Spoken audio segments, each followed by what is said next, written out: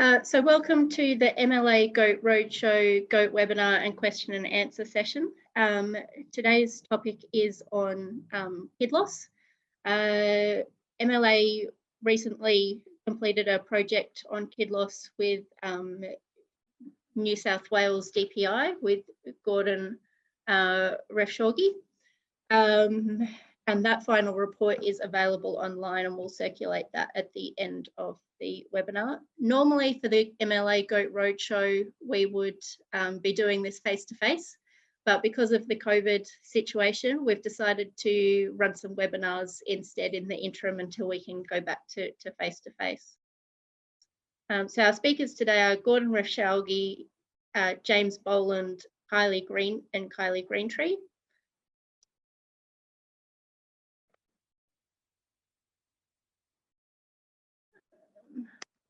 Yeah. A bit of housekeeping first up. If all the attendees could please stay on mute for the comfort of everyone listening in, that would be great. This session will be recorded and distributed by MLA at the conclusion of the webinar. Questions to speakers, it's best if you could put them in through the question and answer chat, and it's encouraged that you do that. There will be a longer question and answer session at the end, but if you've got questions as you go, you can type them in there. If the webinar is disconnected, we will issue you with a new link within about 10 minutes. Just as a bit of a plug for a couple of things for MLA, we've got some goat genetics MDC tenders being advertised at the moment. So these are co-investment opportunities for anyone looking to do some goat genetics research, and these can be producer groups or research organisations. So we'll distribute the link to them for anyone who's interested. And also for all the most up-to-date information on what's happening in goats is through the Goats on the Move newsletter, and we can show you where to register to sign up for that. Our first speaker today is Gordon Refshauge from New South Wales DPI. During 2019, Meat and Livestock Australia and the Goat Industry Council of Australia commissioned a collaborative project with New South Wales DPI and Charles Sturt University to provide industry with greater understanding of reproductive wastage, causes and costs of reproductive wastage in the Australian goat meat industry. We're pleased to have Gordon Refshauge with us today to share insights into this project's findings. Gordon is a small ruminant animal scientist with New South Wales DPI, New South Wales Department for Primary Industries based at Cowra. Gordon has an outstanding career working on sheep industry projects relating to genetics, nutrition, meat science, and reproduction, and in recent years has extended this research into meat goats. So welcome, Gordon, and I will hand over to you. Thank you, Emily.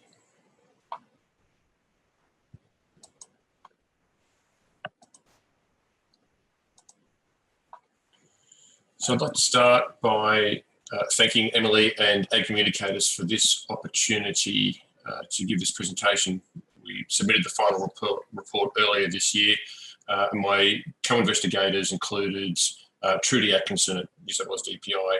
Some of the economics we did included Robin Heen and Fiona Scott at New South Wales DPI, and at Charles Sturt University I had a wonderful team including Susan Robertson, Marta Hernandez-Chavert, Maddie Brady, who was an honours student, and Professors Bruce Allworth and Michael Friend, all of whom contributed handsomely to the project. So welcome everybody, and thanks for joining either live, online, or in the recording. The background to this project starts with a report that was submitted to MLA in 2015, and it looked at the endemic diseases affecting the red meat industries, sheep, cattle, and goats. And one of the outstanding findings of that report was the difference between the costs affecting the goat industry versus sheep and cattle, particularly in reference to the reproduction outcomes. For the sheep industry, and I've got the slide on the screen here, and on the left-hand side of the screen, the column is perinatal mortalities, which is the largest cost affecting the sheep industry. And all of the blue arrows that I've got on screen there are also reproduction-related diseases affecting the sheep sector. When we compare that with the goat outcomes, the goat sector outcomes, only one disease emerged as affecting the cost to the industry. That was pregnancy toxemia, and issues like dystocia and the loss of newborn kids simply didn't emerge. It didn't weight or rate at all in the survey work that underpinned that particular study. Now, for those of us in the know, that's an interesting outcome, and questions were raised about whether this was actually the case or not. And so our project commenced looking at reducing kid loss, select and protect phase 1. So our phase 1 started with a survey. The way we undertook this work, and I won't be presenting all of the results, we had 6 areas of investigation, including case studies, which I won't report on, the economic cost of kid loss to the industry, which I also won't discuss. And we also did some on-farm bioeconomic modelling, which I also won't discuss, but they are in the final report and at the start of this presentation and in the last slides. I have the project number there and identified, so you can find that report online. It's now available. So our approach to this was really to undertake surveys. How do we know what the reproduction rates are like in the industry? We can refer to literature, but we can also then go and undertake some of our own work. So we did that. So we looked at the scanning results and the marking results within the context of 1 year, which was 2019. Of course, 2019 was a terrible year. I don't need to tell anybody about how bad it was. It was dreadful for everybody, really difficult. So we had a wide media engagement strategy. We essentially asked goat herds that were 200 does or greater to give us a sense for natural range and variability. We asked the herds to be managed as normal. And when we were there at the time of scanning, we noticed that there was a large range in the distribution of age. There were some very young kids being exposed to bucks through to lots of adults. We targeted 3 particular production zones. Zone 1 on screen is the rangelands. We were engaging with semi-managed and managed producers. Zone 2 is northern high rainfall, small scale and managed animals. And zone 3 is also, it's the southern zone, high rainfall compared to rangelands. It's the managed sector as well, tending to be smaller goat herd sizes. So they were our target production zones. That's where most of the goats are in the industry. Straight into some results. So we had continuous variation in the scanning rate. So the scanning rate is the number of fetuses. So that's the number of kids scanned per doe scanned. So if we had 100 does present and there were 100 kids there, then the result is 100%. We had a range from some disappointing outcomes at 73%, right through to some very impressive figures at 187%. And the average is around 117. When we roll forward in the year through the reproduction cycle and we get to marking, this is the number of kids present at marking compared to the number of does that was scanned. We have the advent of fetal loss and kid mortality, as well as doe mortality, contributing to some of these differences. And so you have to expect a reduction. And we had that, and we had some very good results at 125 and 130%. But we also had continuous variation right down to some fairly disappointing results for those producers involved. And we start to look at the table. So this table here reports the production results from those particular zones, zone 1, 2, and 3. I've recorded the number of farms that are present, the number of does that were scanned. So we aspired to scan 10,000 does from at least 10 farms. We got 10 farms. It was a difficult year last year. A lot of people were cautious about engaging in the project because it was so uncertain whether the season would support carrying their does through scanning into kidding. So it was a difficult year to engage, but we had good representation for the zones in terms of the number of does. You can see the fertility varies a little on the screen, but not a great deal, but generally pretty low, as do the scanning percentages, the doe survival, kid survival, and the kids marked.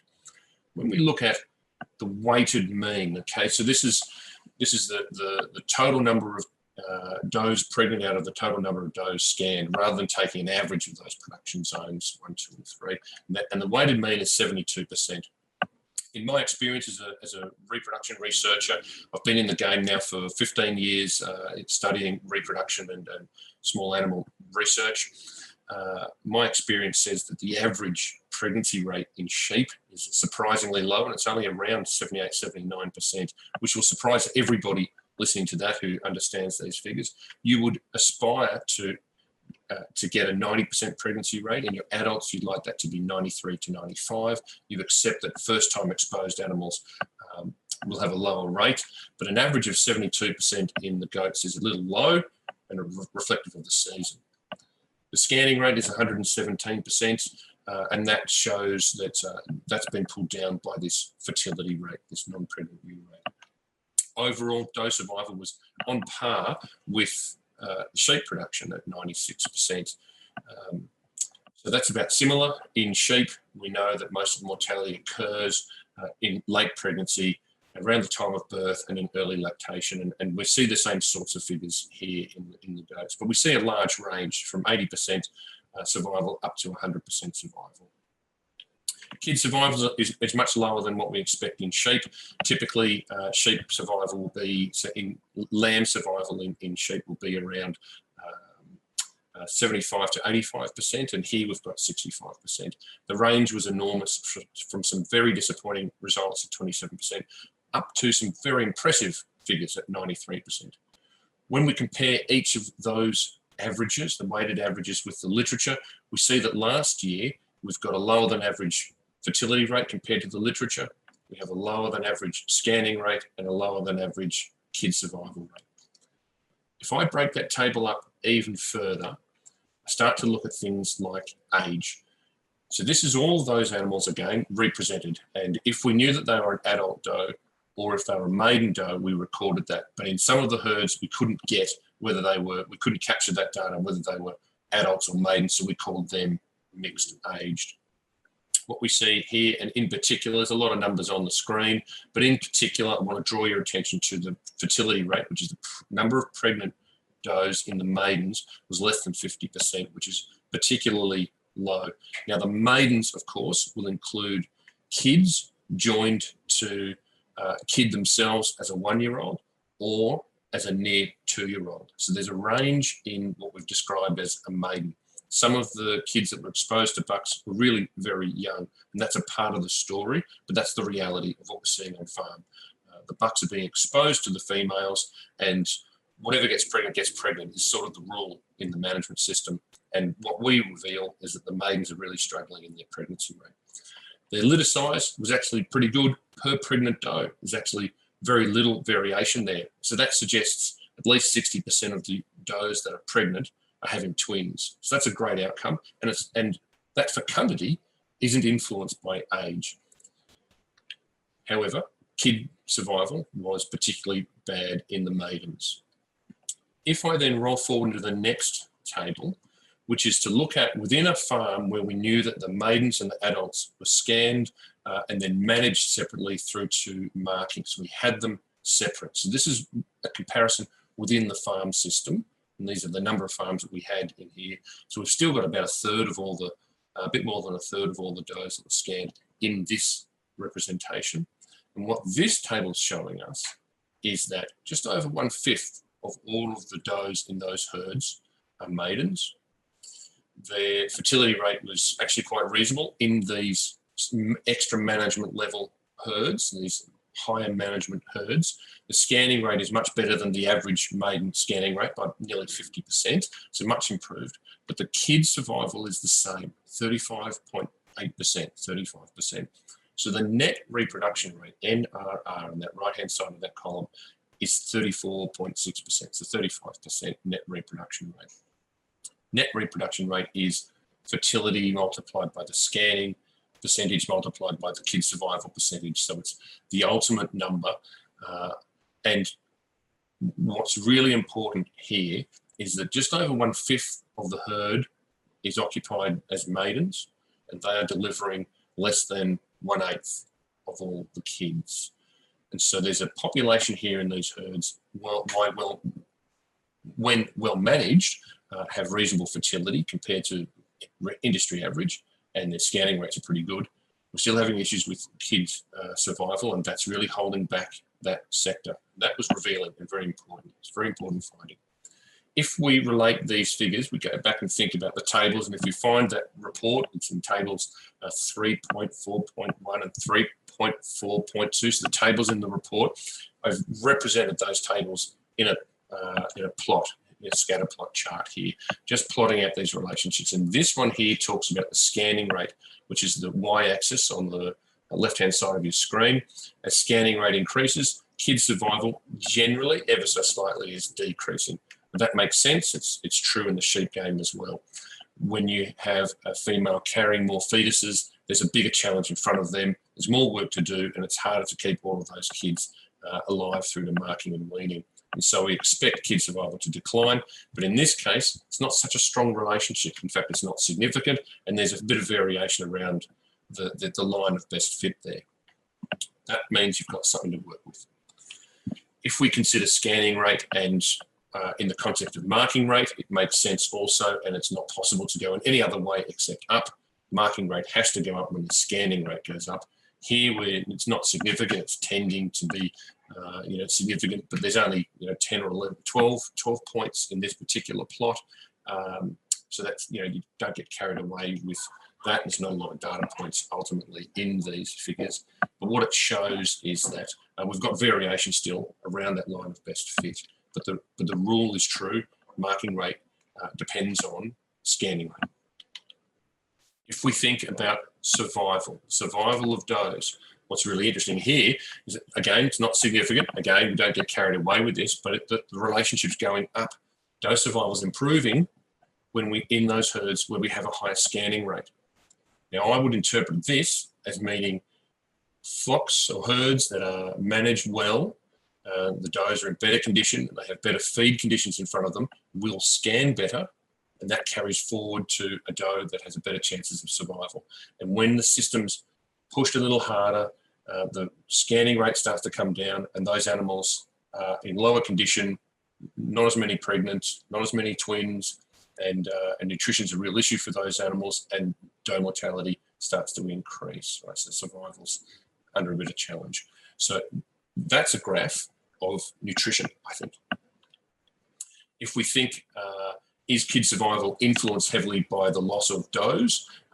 As a rule, no. There's no relationship here whatsoever, which is also interesting. I would expect some relationship, of course, but here it's not that the mortality figures are not driven by mortality in the does. So how do we interpret all this information? I've only got a 15-minute slide. I could probably talk for hours about this. Certainly happy to answer lots of questions about it later in an email.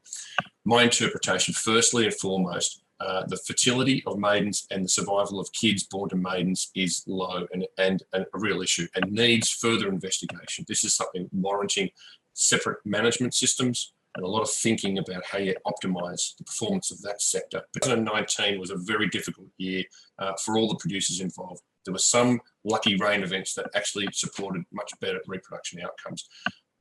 The research team here says, and we all agree, that there's a huge opportunity in goat reproduction rates and a lot of opportunity to maximise performance. This takes greater understanding of the factors that drive reproduction. And so a summary from the literature in particular and from our observations during the year is optimal management to improve reproduction rates depends on a number of key things.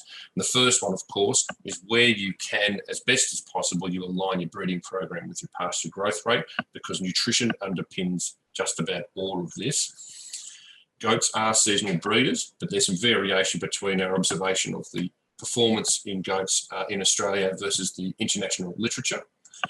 The seasonal breeding can be manipulated by the presence of bucks and sexual activity, and it can be manipulated by hormones such as regulin, which influences the sense of day length by the body. Increasing the weight of does by or at mating, so the weight at mating, will result in better fertility, pregnancy rates, and litter sizes. To improve mating success in kids, your kids need to be older, heavier, and the nutrition needs to be improving during mating, and that will give you the best outcomes there. and abortion storms can appear anywhere from around day 90 to day 120 of gestation. So that's the number of days after the bucks were first introduced. So I would recommend scanning early, so from day 70 to day 90, and improve nutrition as required. So as the seasonal conditions demand it, you want to make sure the nutrition is right, because the last thing you want is those does spitting out those fetuses just at the point when all the business is going to happen and the success in the business is underpinned. This is my final slide. So we published 2 papers from the study, a literature review and a case study. They are available online, and if you type in those numbers there, the DOI numbers, you'll find those articles. So if you watch this presentation back in later, we also produced an economic model estimating the cost of reproduction to the industry, and we did some first-time goat modelling in grass grove, which hasn't been done previously, and they were some fairly interesting outputs there that you find in the final report. And Emily, that is the end of my presentation. Sorry about the little internet hiccup. No worries. Thank you very much, Gordon. That was fantastic. Before we move on to the next speaker, did anyone have any questions for Gordon that they wanted answered straight away, or feel free to type them into the chat box?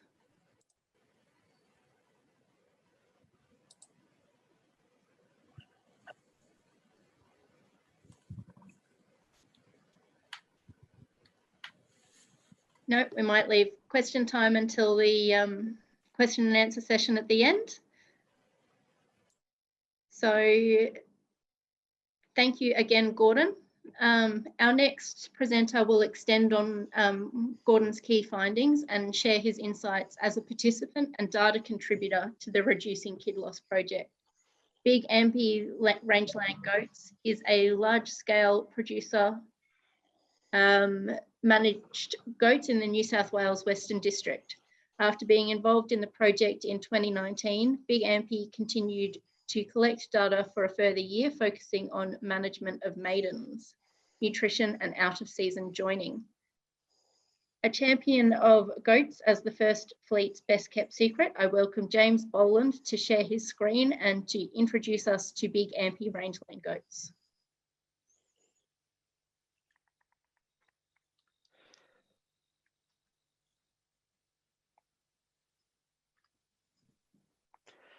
Thanks very much, Emily. I'll just get this to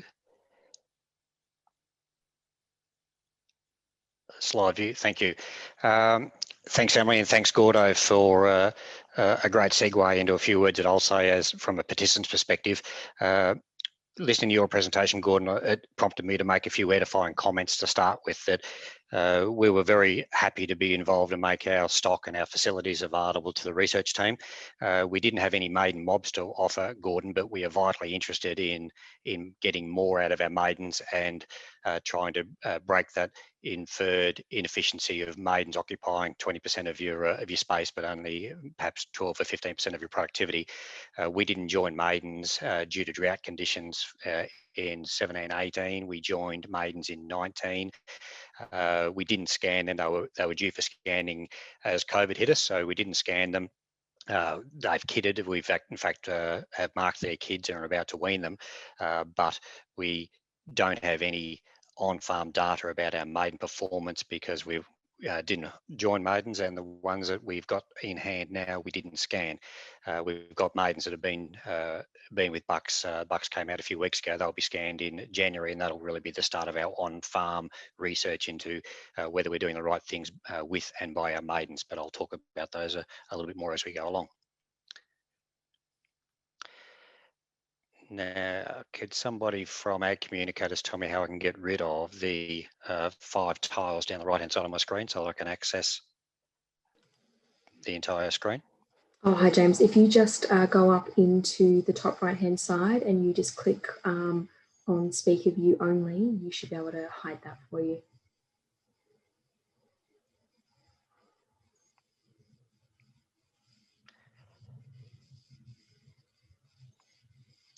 No, I'm not finding. Never mind. I'll find another way to do it. I promise you I'm better at goats than I am at webinars and PowerPoint presentations. So first of all, who we are we? We're Western Division of New South Wales. We've got property halfway between Cobar and Hillston and another one near Menindee. So we're semi-arid rangeland. We started off playing with feral goats, as most people did, and then we've decided in about 2015 that we would start to move away from bush harvested feral goats and start to stand up more wire and put the best of the feral does that we caught behind wire.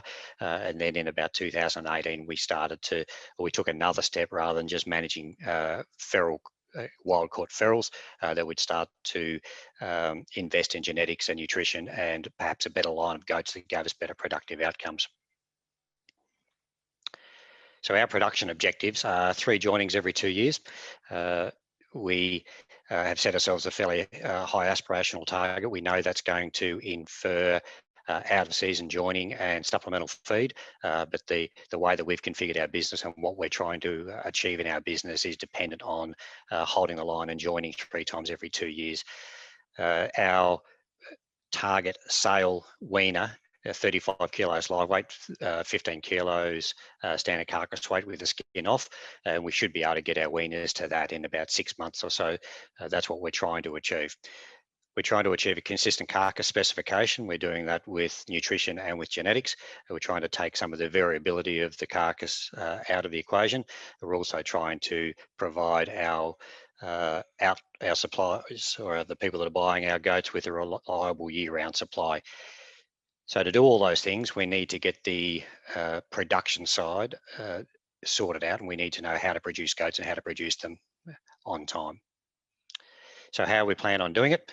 First of all, genetics. I mentioned a moment ago that we started off with a feral mob, and then we purchased a stand of does that were Cashmere boar cross, and then we were putting boar billies across them. We've just started to change gear. We've just the yearling bucks that we've just bought into our operation offer a little bit more length and a little bit more leg.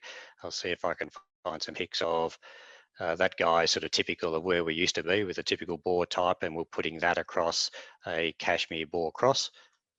And these 4 guys just arrived on the farm a couple of weeks ago, and you can see, compared to the purebred boar that I threw up just before, a little bit more leg and a little bit more length. So we're prepared to invest in nutrition and genetics to try to get a better outcome.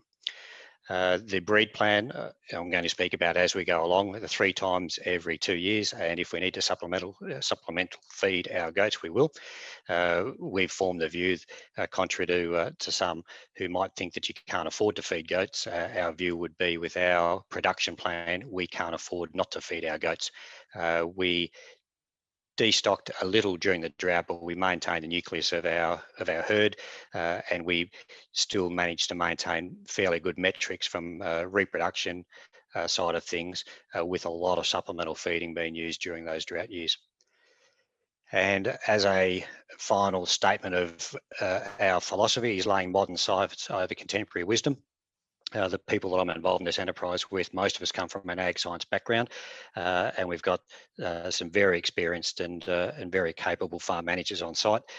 So we're very keen to be involved in any scientific research, but also very keen to talk to the old timers about what they've been seeing for the 30 or 40 years that they've been watching goats and goat behaviour. So what we've learned about doe production. Initial joining age, we're firm subscribers in the mantra of not joining them too young. So the earliest that we would join our maidens would probably be about 15 months, and even then we're joining them based on weight and classing them. So they have to pass a selection process, have to have tryouts, so to speak, to get joined, and the minimum weight of the does that we're joining is probably in the high 40s, 45 to 50 kilos before they get an opportunity to be exposed to the bucks. Compacted kidding is absolutely essential for our business if we're going to run 3 joinings every 2 years and not be chasing our tail with a spread of weaning weights and farm activities. So the tighter we can get the kidding window for us, the better. And we'd be very interested in continuing to explore ways to do that, whether it's with Regulin, the product that Gordon mentioned before, or another thought bubble that we've got, which will come up in a later slide, about another way that we might be able to influence kidding to get it compacted into a shorter window. We're constantly culling and selecting our does, even the maidens, as I mentioned a moment ago, that when we think we're going to join maidens, we class them all, and anything that might be a tail in that mob gets culled out. We scan, and if something's dry, we'll double ear tag them, and if they're twice dry, they get put on a truck, they don't stay behind. So kidding paddock selection, we've learnt through our experience that we need paddocks with plenty of cover. We need paddocks that have got water close to cover, and we need paddocks that give some relief from predation. We've learned through some experiences where we perhaps haven't chosen the best paddock to kid in, and our outputs have been significantly lower. So on the Mount Hope property, we've identified 3 paddocks that we basically reserve and quarantine for kidding down. We know we're going to get the best results from those paddocks. And the final point on this slide is doe condition. I said before that we've formed the view that we can't afford not to feed. We're very invested in doe condition at a couple of key points of their productive cycle.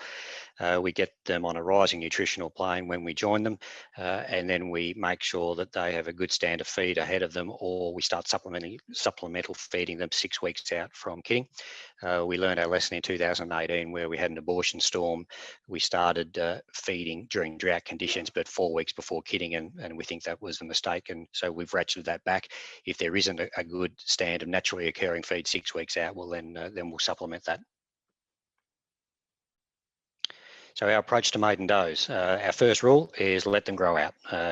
We want size and weight, and we class them before we join them, and if they're too small or too light, they'll get put into another mob, and they'll be reassessed a couple of months later. With our maidens, we run a high buck ratio. The last maiden mob we joined, we ran the bucks at 6%. We joined them in small paddocks that are well watered.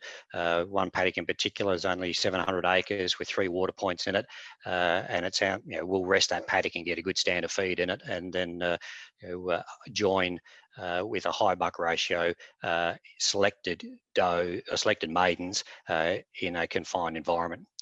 And the last one is we kid in paddocks with plenty of cover, and when they are kidding, we keep the heck away from them, so we don't have ourselves or our managers or pig hunters or whoever else wants to have a look around driving around. So with our does, we leave them well enough alone. I've got a video here, hopefully this will play for me, a couple of minutes of our of a maiden mob. We joined these guys in 2019, and they kidded about 4 months ago. This was taken in August this year.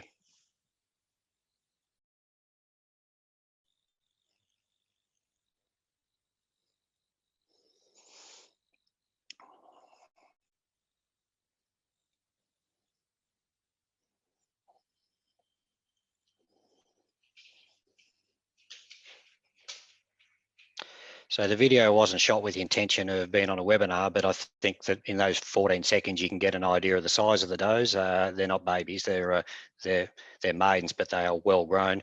You can see the kids that they've got on foot. You can also see the cover, the standard feed that they've got with that blue blue crowfoot, and also the abundant cover. So that's one of the 3 paddocks that we would identify as optimum for kidding, and that was the one with that maiden mob, the first maiden mob that we've joined since the drought had the privilege of kidding. Out of season joining, I mentioned earlier that our 3-in-2 program necessitates out of season joining. Our experience has been that we see a slight reduction in marking percentages and weaning percentages, but we still think it's worthwhile. Our percentages do drop down for the out of season joining, but we think that we can still be commercially successful with out of season joining, even with a slight decrement in that metric. We haven't yet tried melatonin implants, but we are interested in playing around with pheromones and seeing whether there's some way that we can synthetically stimulate ovulation. I've raised this with Gordon, and he pokes fun at me and thinks that that I'm a lunatic even thinking about it. But for anybody that might be a compounding chemist on the line, we would be very interested in exploring the opportunity of, this is a scientific version of the buck effect. Ethyl is one of the main components in a combination of about 18 volatiles that can influence goat's endocrine system, and it results in a pituitary release of a luteinizing hormone which stimulates ovulation. We would love to be able to synthesize this thing. We don't know how we'd present it to a goat, but we would love to be able to expose a goat to this volatile compound, and as a result, quite against the goat's will, stimulate ovulation in that animal. And final slide for me, Australian goat meat. It's the best kept secret since the first fleet. There was more goats on the first fleet than there were cattle. So we should be rightly proud and rightly optimistic of the place of goat meat in Australia. And we think it's too good for stew. We'd like to see goat meat normalised, and to normalise goat meat consumption, we think we need a consistent supply of high quality product. And to get a consistent supply of high quality product, we need these production systems doing everything that Gordon's been talking about and that we've been trying to achieve. Thank you.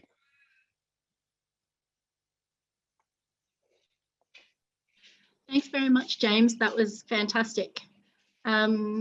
Did anyone have any initial questions for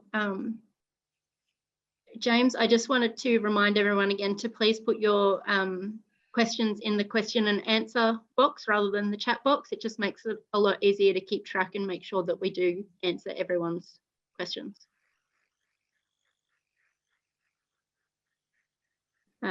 There is one here. I'm not sure if it would be for James or for Gordon, but will longer daylight stimulate luteinizing hormone?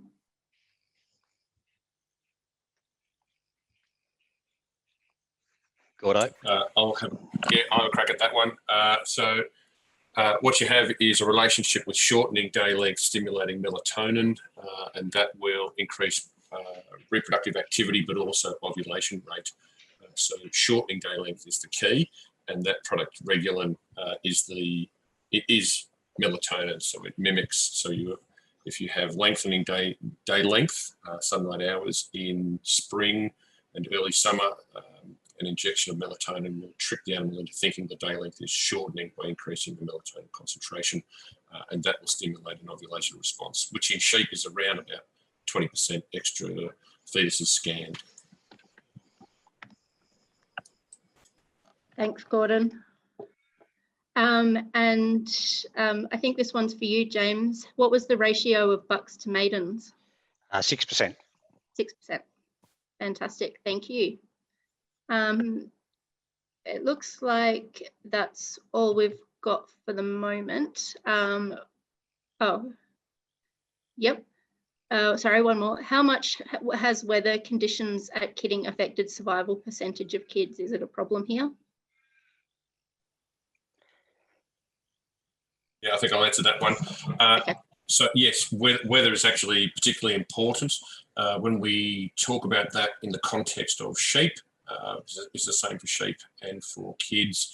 There's a relationship between rainfall, temperature, and wind speed, and that's called the wind chill index. As each of those increase at the time of lambing or kidding, you will get a greater demand for heat production in the animal as it loses heat to its external environment. That will increase particularly as wind speed increases, which is why it's called the wind chill index. And what that means is that the lamb or the kid has to drink more and more milk just to maintain its body temperature. If it's unable to do that, it will get cold, its tongue will stop working, it'll stop suckling, it won't interact with the doe or the ewe as much. The lamb or the kid will then go and seek shelter out of the wind and breaks the bond. So it's very dangerous, and the thresholds for kids are substantially lower than in the literature than they are for lambs. So kidding in the middle of winter is a really big risk for goats. Goats are bred for heat tolerance. Ultimately, they like to sunbathe during the heat waves. While their reproduction can still be affected by heat stress, that's still important to be mindful of. Their behaviour is not so modified by heat compared to sheep and cattle. But it's an animal evolved in many ways for a warmer environment, which makes it susceptible to cold. There's some genetics potentially that can breed an animal to be tolerant for both, but that's all very, very new science. So ultimately, the kid is very vulnerable to cold weather. So lambing when it's likely to be windy and cold and wet is a big risk. And you would certainly need to modify your environment to minimise wind speed, which means shelter belts. Fantastic. Thanks, Gordon, and thanks again, James. We might move on to our third speaker, and we will answer all the remaining questions and any others in our question and answer session at the end. So Hunter Local Land Services District Vet Kylie Greentree is passionate about all things goats. A key priority for the Hunter LLS is to increase the productivity of primary production and respond to and manage animal biosecurity and welfare. Kylie has established a local extension group in her region to ensure producers are armed with timely health information to increase their skills in herd management. We welcome Kylie's expertise today to share with us the factors contributing to reproductive soundness. Over to you, Kylie. Okay, thank you.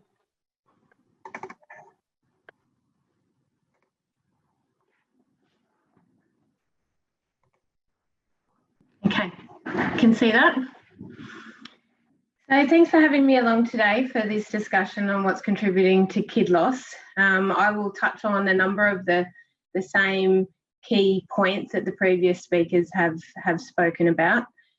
So I've got 15 minutes to give you a brief overview of what could be causing kid loss, starting with embryonic and fetal loss and how we go about abortion investigations. Then I'm going to discuss kid loss at birth and in the first few days. And then I'm going to also touch on vitamin and mineral deficiencies. So hopefully I can help you, give you some direction as to how to go about an investigation of kid loss. So I imagine most of the people on this webinar are involved in the meat goat industry with the aim of fast growth rates and high fertility for the lowest dollar investment. So as we all know, goats are browsers. They like to eat with their heads up, and they prefer to eat trees and shrubs and woody weeds over pasture. So, and goats will move around and try and eat a variety of different plant species and try and not eat where they've urinated and defecated. So there's many nutrients that are required in a goat's diet for metabolism, maintenance of body function, growth, reproduction, and production of meat, fibre and milk. The National Research Council has tables available for reference for stages of growth and production. There's specific classes of nutrients that are required for goats: water, energy, protein, vitamin and minerals. Be mindful that goats require about 2 to 10 litres of water per day, which will depend on their production, environment and their weather conditions. If the water intake decreases, then their feed intake will decrease too, and hence production will decrease. So energy is the fuel for the body. It's needed for maintenance and production. It's needed, energy requirement for reproduction depends on the stage of the pregnancy, the number of fetuses, the development of that animal and the mammary tissue. So energy increase is most significant from day 100 of pregnancy, where 60 to 70% of the growth of the fetus or fetuses will occur during that last 50 days of gestation. So energy is the main limiting factor when it comes to production. Energy deficiency in late pregnancy can cause abortion storms, as it's been discussed, particularly in young does carrying multiple fetuses. So this is why it's super important to do that scanning, to know and separate those animals that have those multiple fetuses and feed them accordingly. Protein is vital for living cells and plays an important role in bodily functions. High protein diets are required in the later stages of pregnancy. Vitamins and minerals, trace mineral deficiency is not as common as energy and protein deficiencies, but certain areas have mineral deficiencies. So it's really important to understand your area and your property. Embryonic and fetal losses. So we've discussed inadequate nutrition in the previous slide. So it has a significant cause of reproductive loss in Australian goats, especially during that last trimester. So factors that will reduce the feed intake, so stress, temperature changes, bullying from other goats, overcrowding, new groupings, and as we just previously discussed about the weather. So anything that causes stress will increase the stress hormone. So a pregnancy in a goat is maintained by the corpus luteum, which produces progesterone to maintain that pregnancy for the entire length of time until 12 to 24 hours before parturition occurs. So anything that's going to cause luteolysis and those stress hormones is going to degrade the corpus luteum, and consequently abortion will occur. Body condition score at joining. We've touched on this as well. Research has shown that a body condition score of less than 1.5 is 9 times greater risk of aborting than those fatter does. Studies have estimated body condition score of 3 has less than 7% fetal mortality, and a body condition score of 2 has around 20% fetal mortality. So managing that nutrition is a key factor in preventing fetal loss in does. So parity, the number of times the doe has been pregnant. Maiden does, as we also discussed, and those does that are on their 6th or greater pregnancy have double the risk of aborting than those on parity number 2 to 5. Iatrogenic is where the management or medical intervention has caused the abortion. So they might have used hormonal treatment such as corticosteroids or prostaglandins, and that can cause abortion. Developmental abnormalities may be to do with a congenital condition, genetic, teratogenic, so there might be a plant or poison that they've consumed. Intercurrent diseases will also affect, cause abortion, so they may have internal parasites, Johne's disease, CAE, caprine arthritis, encephalitis, or foot rot. So basically their guts are not absorbing the nutrients that they require, or the gut or the lining of the gut has been thickened, and consequently they're not getting the nutrition they need, and abortion will occur. Intercurrent diseases, infectious causes. In my next slide, I've got a list of potential causes of abortion. There's abattoir surveys of Australian feral goats that indicate that Q fever is common in goats in some regions. So I just thought it was important to mention this. We're fortunate enough in Australia that we do have a Q fever vaccination available for people, and I strongly encourage that you get yourself, your family and your staff vaccinated against Q fever. This is the world's most prevalent zoonotic disease. The organism is passed from the animal to the human, normally at the time of parturition, but it can occur from any bodily secretion. So Q fever in people can be asymptomatic. They may have flu-like symptoms, fevers, pains. 15 to 20% of those people who get Q fever will go on to get a chronic illness, chronic fatigue, muscle pain, depression, heart failure, and even death. So it is super important to get yourself vaccinated for Q fever. And we have hundreds of cases of Q fever every year. So it is a significant disease. So here's some of the infectious causes of abortion, stillbirths and weak kids. 50% of abortions are infective in origin, with many of these organisms being zoonotic. So as I mentioned previously about Q fever, make sure when you're handling any products of abortion that you use personal protective equipment, glove up, make sure you wash all your equipment and your hands thoroughly. If anyone is pregnant or immune compromised, do not handle any of the material or the products of abortion.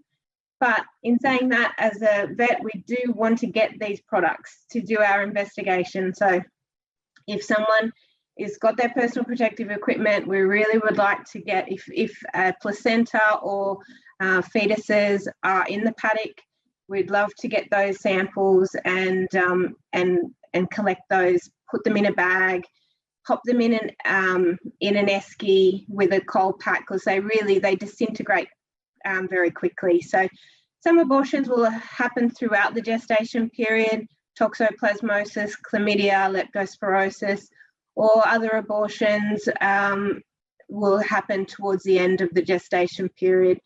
Listeria, Campylobacter, Q fever, salmonellosis, border disease, Neospora, Akabani, and basically any bacterial infection can cause abortion. So investigating fetal loss, I've got a list of questions here, but investigating fetal loss can often be extremely unrewarding and very expensive. So we need to put a thorough history together and keep some really good records. And here's just a list of questions that to keep in mind. Is it a herd problem? What's the feeding management been? What's the body condition score of those does? Management practices that have been done. Have you vaccinated the does 1 month prior to kidding with a clostridial vaccine? Has there been new introductions, and were those new introductions quarantined on arrival? What's the disease status of the herd? Are you having worm problems? Have you had a bit of rain, and have you looked into internal parasites? Previous kidding percentage, was everything okay last time, or was it starting to decline? Stage of pregnancy when the fetal loss is detected, age of the does aborting, is it just your maidens? Return to service, incidence of stillbirths, mummified fetuses, abortions. Is there a syndrome going on your property? Any clinical signs noticed in the doe, any drugs used, access to poisons or any recent stress? Scanning, was that done, and were they separated accordingly? Environmental conditions, has there been any storms that could have caused some severe stress? So here, so when we go in to do our clinical examination, we would do a thorough clinical examination of the aborted doe or does, and look for any other clinical signs. We would take bloods and swabs from the aborted doe. If we've got the placenta and the fetuses, we will take fresh and fixed samples of those and do a post-mortem. We also, you know, if by chance you can't get those samples to a vet, then take photos and or if you can bag up those samples and take them to your vet, they would, you know, that would be good as well. Description of what the placenta looks like is also really good. So kid loss at birth or in the first few days. So dystocia, malpresentation and multiples. So if you can keep an eye on it, I know James said keep away, and I totally agree. But you know, if dystocia is happening and they're not producing kids within a 30-minute period, then and they're pushing and nothing's happening, then it is good to check and see if the presentation is correct or whether multiple kids are coming at once. The feto-pelvic disproportion, so maybe your kids are too big for that pelvis of the doe, and selecting a buck with a good breeding value for birth weight, there's a positive correlation to kid survival. Birth trauma, injury and hypoxia, so any birth trauma, those kids are often have difficulty rising, and then they're often the ones that have difficulty thermoregulating. And if the doe has had injury from the birth, then she's increases her chance of mismothering. High birth weights will obviously cause difficulty and fetal death.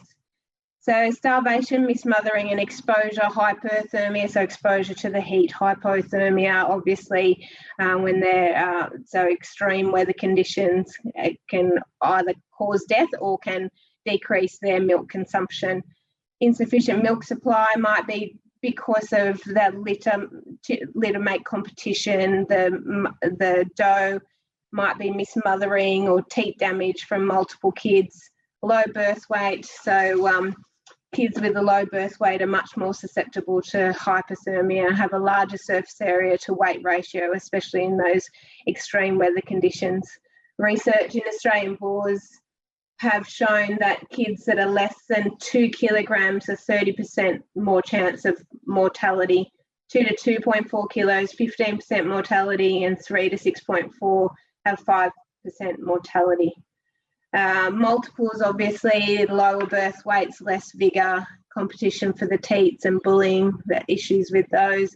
Doe illness and she's not supplying the milk that's required for the kids, and lack of colostrum. If the doe's nutrition has been poor, she's not producing as much or at good a quality colostrum, she's not been vaccinated beforehand, her colostrum. So the passive transfer of immunity is just not happening. It's crucial they get that colostrum within that first 6 hours, otherwise they're much more susceptible to disease. Other causes, predation, infection. So I mentioned the congenital causes causing abortion, stillbirth, and weak kids, such as toxo, chlamydia. Postnatal infection, kids are highly susceptible to infection in those first few days. So environmental contaminants through the umbilical cord or through the mouth,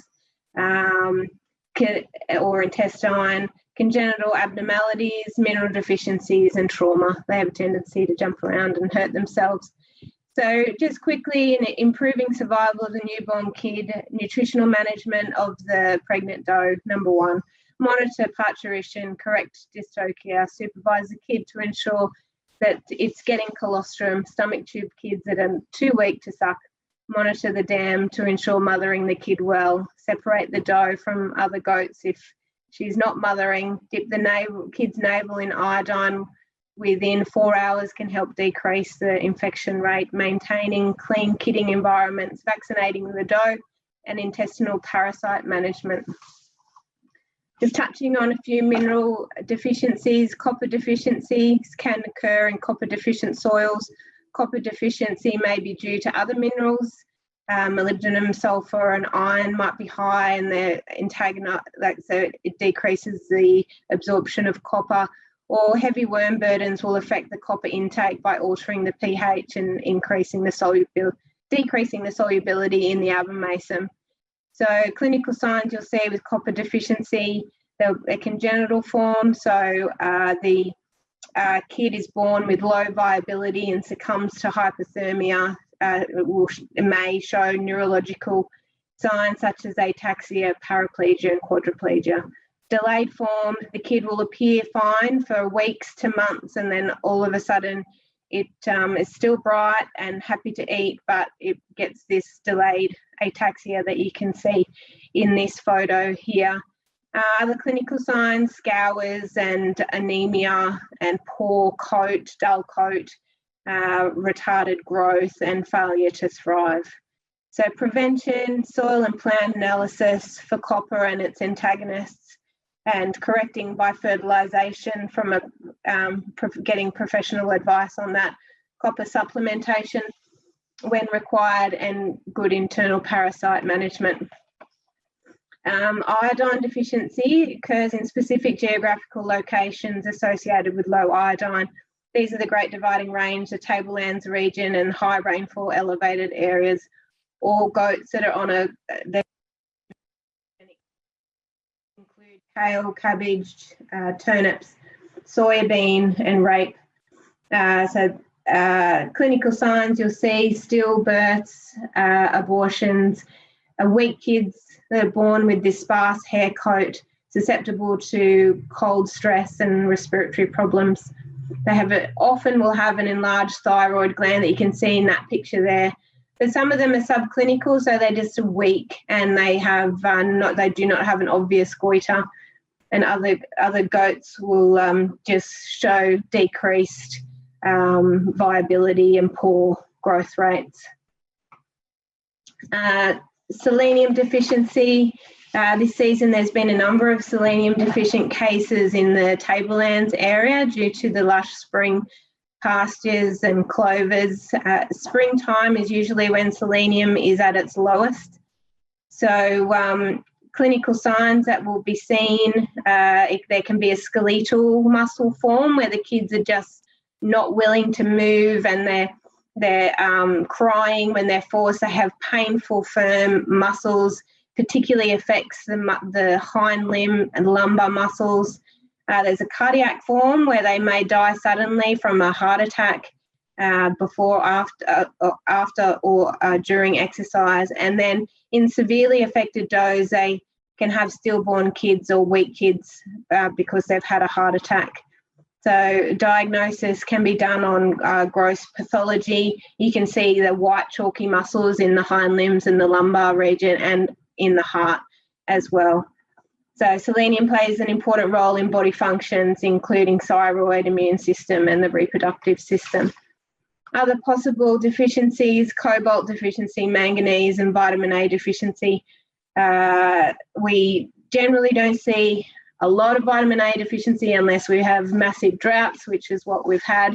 So there has been prolonged vitamin A deficiency and consequently abortions, stillbirths and ill thrift, retained placentas because of the vitamin A deficiency. So just to kind of summarise how we're going to go about improving kids' survival, I think the number one key thing is the well-balanced diet that we've all kind of discussed, and feeding correct ration depending on the stage of the pregnancy, maintaining a good body condition score, scanning those pregnant does and separating those with the multiple fetuses and feeding those accordingly. Obviously, they're going to need a high energy ration. Pasture and soil analysis of the area and know of any potential deficiencies. Minimise stress, because obviously the goats are highly susceptible to stress. Quarantine any new introductions. Good management practices, vaccinations and internal parasite management. A veterinary investigation of abortions of kid loss, and using PPE. Good hygiene, kidding paddocks to observe parturition, obviously shelter for those kids. Cull the problem goats. They're only just going to keep causing you issues. Guardian animals work well, and cull older does and a kid kit if you can have a kit available when the kids are not thriving, which would consist of thermometer. If you've got, can have frozen colostrum, stomach tube, heater to warm them up, glucose solution, and needles and syringes. So yeah, that's the end of my presentation. I do have a goat group that I send out a monthly newsletter to on something that I may have seen or something topical that might be coming up. So if anyone is interested in joining my list, just drop me an email, or if you have any questions with regards to any of what I've spoken about today, then either ask or send me an email. Happy to answer. Thank you. Thanks very much for that, Kylie. That was great. We might move into the question and answer time now. So I'll get Gordon and James to turn their cameras on if they wouldn't mind. And so if you've got any questions at all for anyone, please put them in the question and answer box and we will get to them when we can. So the first question is for Kylie. Goat breeders tell me that Q-drench causes abnormalities and fetal death, but I have no scientific research to support this. Have you seen any such cases? I've seen blindness from, so it's a clasantal in it. It is, well, the clasantal and levamisole in the Q-drench can be toxic if it's given to a higher level. Yes, so it can cause blindness and death. Thanks for that. I think this one's also for you, Kylie. What's the earliest age you can give a copper bolus?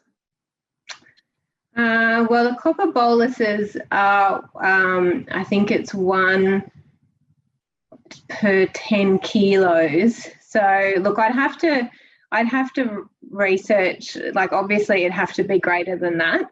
I'm not 100% sure if they would give it prior, whether they have to be 20 or greater. I don't know. I can check and email whoever wanted that answer. No worries. Thanks for that. We'll add that into the package that we send out. Another one for you, Kylie. Have you noticed a change in colour of faeces aside from scouring with copper deficiency, like a greyish colour?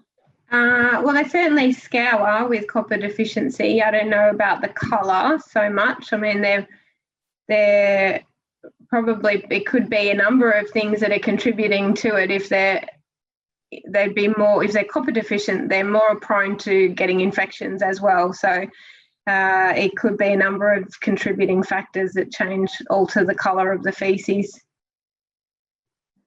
Fantastic, thanks. And we've just had a comment from Sandra Baxendale, who, as most of you know, is a renowned goat vet, and she has said copper bolus is 1 per goat, and they must be 3 to 4 months of age, so they have to have a rumen developed. Thanks, Sandra. Thank you very much, Sandra. Kylie, what is your recommended age for culling goats? For culling? Yeah. Well, it depends. What are we culling? What are we culling for? I don't know. What are they culling for? I guess is the. Yeah, I think I might just contribute to this answer, if that's okay. Yeah, of course. So, from my experience, culling is about reproductive inefficiencies or faults. So, if there's problems with the udders, you would cull an animal with the blind teat, mastitis problems, structural dysfunction, repeated reproductive failure, and then there's structural culling if you're not happy with the shape and of the animal itself. And of course, culling is always limited by the number of replacement animals coming back into the herd. And so it's really about maintaining stocking rate. So you pull all those things together. If a female can continue to meet all of the conditions you require for satisfactory performance, you keep holding onto it until it's losing its teeth. Fantastic. Desiree did just clarify that she was looking for recommended culling age for does, so that's great. Thank you. Next question is, I'm guessing for Kylie again, what drench do you recommend? Oh, that's $1 million question, really. It depends on so many different things. So I guess there's none that I recommend so much. I try and incorporate as many different other integrated parasite management factors. So if you're on a rangeland system, hopefully you wouldn't need to use drenching very often. So if you can incorporate, so if they're browsing, if you're cross grazing, so there's a lot of different factors. Drenching only when it's required, and it will depend on your property and what drenches you've used in the past and whether you have any drench resistance, which majority of properties will have drench resistance. So I guess my answer to that is to use multiple drenches at the same time. So use 3 or 4 different, if you have to drench, use 3 or 4 different families of drenches at the same time, because if you have resistance to one drench, then the second drench, so just say you killed off 20% of your worms, then the next drench might kill off another 20%. And, so the more, 3 or 4 different families, you're hopefully getting down to not many worms left. So yeah, I have no recommended actual drench, but using 3 to 4 different actives if possible. Yeah, and just on that point, there are very few drenches that are actually registered for goats, but MLA is currently doing a research project looking to develop a set of recommendations for vets to allow them to prescribe drenches off-label. So that should be coming out soon and will give vets more confidence in their ability to recommend drenches off-label. Yeah. My advice there for producers would always be to do a fecal egg count reduction test. So that is to establish the worm egg count before you drench them, and then drench them, and then do a worm egg count again about 10 to 14 days later and see if there's been any change in the population, and your vets will be able to help you with that. Yeah, and just know that they metabolize drenches a lot faster, so they do generally require a higher dose rate. So that's why you need to get your veterinary prescription about the recommended dose rate and withholding period recommendation as well. Fantastic. Next question is for anyone who wants to answer it. Does anyone have any clues as to why some kids never drink? This is the major finding in my surveys of dead kids in the first 3 days of life. the doe is observed to be with her kids and the twin survives. Yeah, I think I answered that one. Okay, so the transition of life from the uterus to independent life, breathing and suckling is extremely challenging for all the neonates. And Kylie's presentation touched a little bit on a disease called hypoxia, which is a period of insufficient oxygen, and the consequences of hypoxia on the brain lead to reduced teat-seeking ability, reduced suckling ability, and impaired thermogenesis. So that's the creation of heat. The consequences of that, and they come in waves. They can happen fairly quickly. Within half an hour, the newborn animal is challenged by the metabolic consequences of hypoxia that affect brain damage and therefore its behaviour and suckling ability. And that can then delay into 2 hours later, and it can be 24 to 48 hours later. So you have a pattern of mortality. What it means is the neonate doesn't bond well, or it doesn't suckle well. And if it's not suckling well, it doesn't bond to the dam, the mother. So that's why you find most of the lambs or the kids that you autopsy won't have milk in their stomach. Now, this is really lamb survival work. In goats, there's infections are a much bigger proportion in the causes of mortality. So that's a part of the story. So we need to do there isn't a lot of published literature on autopsy or necropsy studies of lots of newborn kids that have died. But my experience will be that they're not suckling milk, that's affecting the bond, and they'll die without any milk in their stomach. And if they're not drinking milk, that death will happen as soon as it gets cold, or they run out of energy, which typically takes a couple of days.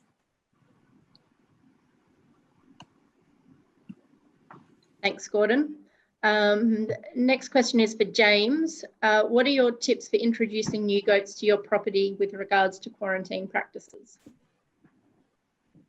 When we bring new goats on, we keep them close to the yards. We've got fresh water available at the yards, or bore water, so we can try to minimise the variability of the new environment.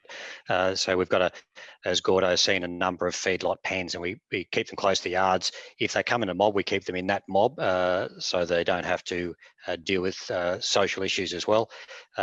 We tried not to introduce them to our bore water supplies straight off the cuff. And we'll hold them in basically in a feedlot pen in a sort of quarantine state for a couple of weeks before we put them out into the broader community. All the stock that come onto the place we drench on arrival, so we don't know what their parasite burden may be, but we don't so we drench them on arrival and hold them in quarantine for a couple of weeks.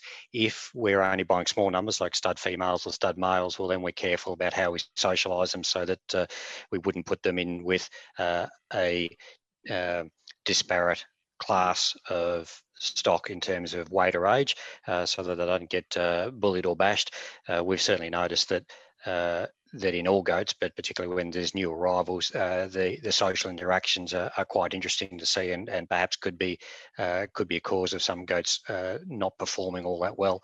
So in summary, we look after the water supply. We don't put them on. Our water runs reasonably high mineral and salt contents. We don't put them on the bore water straight away. We drench them all on arrival, and we hold them in a feedlot environment for a couple of weeks to monitor them. And if they come in small numbers, we're careful on the social interaction side of things in the first couple of weeks. Fantastic. This one I think would be for Kylie. Is it recommended to give a selenium supplement like a paste or something like that? So it would depend if it was a selenium deficient area, really. So you can certainly do some bloods and check to see whether the does are low in selenium, and yeah, so potentially yes, selenium. If it's a selenium deficient area, then selenium injections are available. Thanks. And also, can I just say, but if it's not, it can be toxic as well. So just be cautious. And another one for you, Kylie. What is your recommendation with regard to copper supplementation when we are coming into a growth period for plants like heliotrope in particular? So if it's a copper deficiency, if you're seeing copper deficiencies, there are the copper boluses available, and or copper injections also available.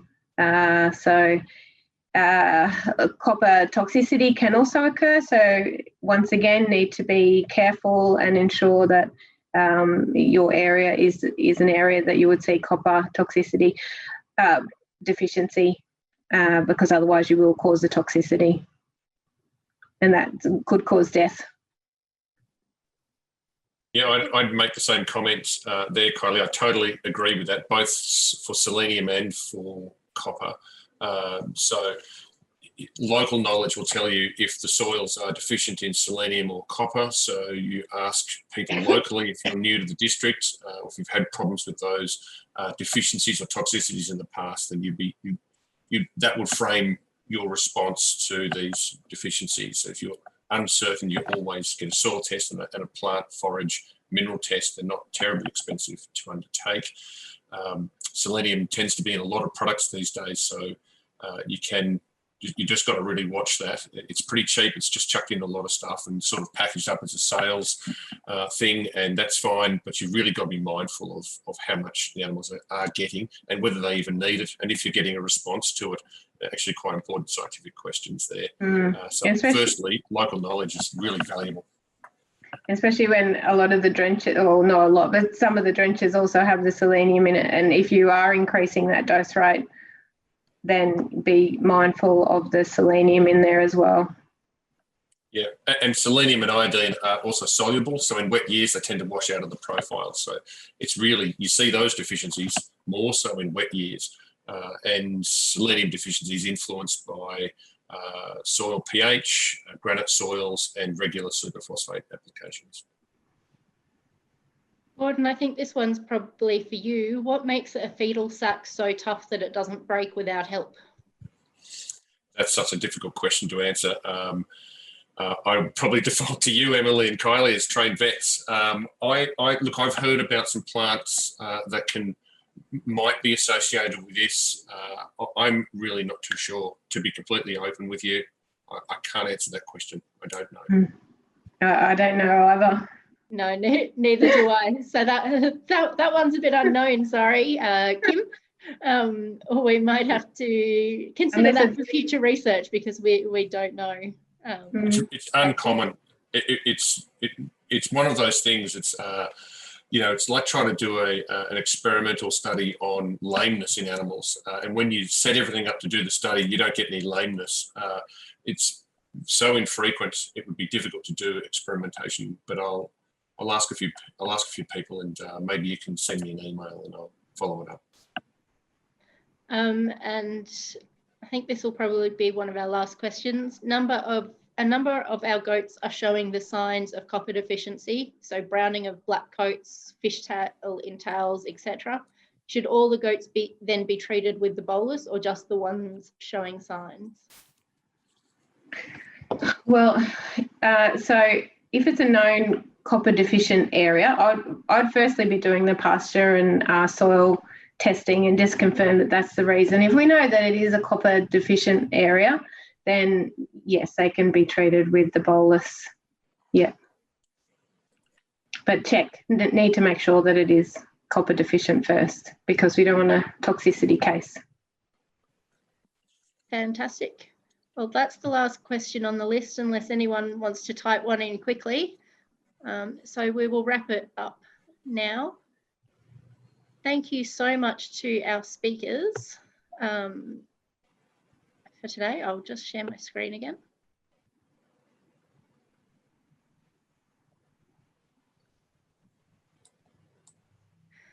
So thank you again to our speakers today, Kylie, James and Gordon. And also thank you to our communicators for pulling all of this together. It's been great.